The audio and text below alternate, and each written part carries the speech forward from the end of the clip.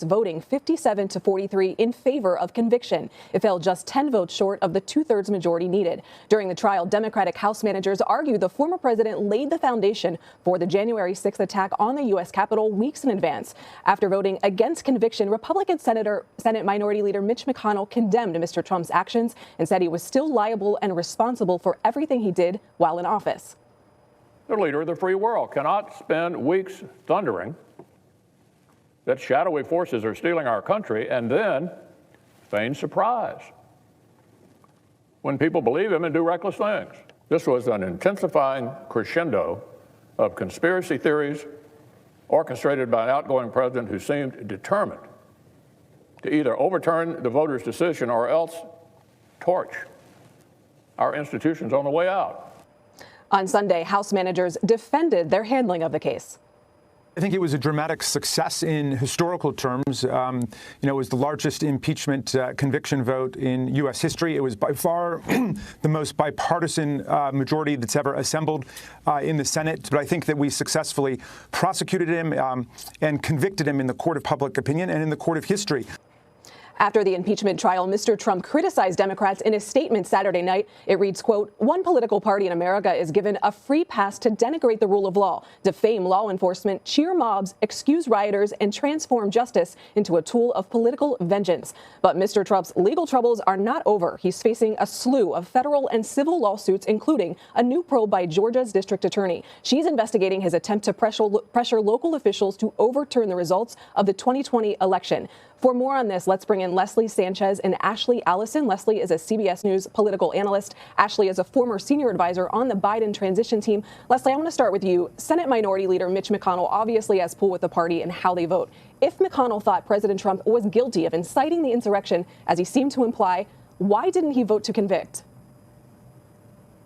There's a large body of voters out there who continue to believe this was nothing more than a political exercise. That's how it's been framed. That's how it's been perceived. And while there is more bipartisan support in terms of moving for a conviction on this, moving for impeachment, excuse me, it didn't change the political scenario. And I think that was the thread that he was really trying to sow. There's wide condemnation for what the president said, for his rhetoric, for his actions, and certainly that struggle within the Republican Party. But there's also a very strong dose of reality that over 60% of the Republican Party consider themselves Trump Republicans. And there's only a small, about a third of Republicans who they call establishment Republicans, like the McConnell model, who feel that this type of politics needs to change. In the minority within his own party, I think that's where you're here. He's trying to reconcile these two pieces, but there will be tremendous infighting in the road ahead. Ashley, what did you make of McConnell's comments after the vote? You know, I was quite surprised that he decided to give that speech. There was one speech he could have given that entire day, and that was the word guilty. It was clear that he was trying to rewrite history from his vote, and I think the American people aren't going to buy it. The House impeachment managers, they made their case. It was very clear. We all watched on January 6th of what happened. And unfortunately, I think for the vote, McConnell put politics over people. And then he tried to make an attempt on that speech to rewrite history. But we will not forget that he did not choose to impeach despite his own life being threatened, our democracy being threatened. And it's quite unfortunate. Leslie, I want to go back to you. Senator Mitt Romney was the only Republican senator who voted to convict President Trump in the last impeachment. He was joined by 6 more Republicans in this trial. Did that surprise you?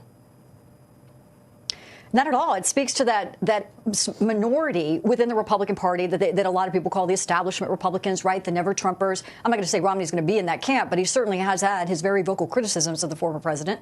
And those were very much in line with what other people who have been part of Washington establishment politics feel about the former president's unorthodox style. The calculation, though, in moving forward is realizing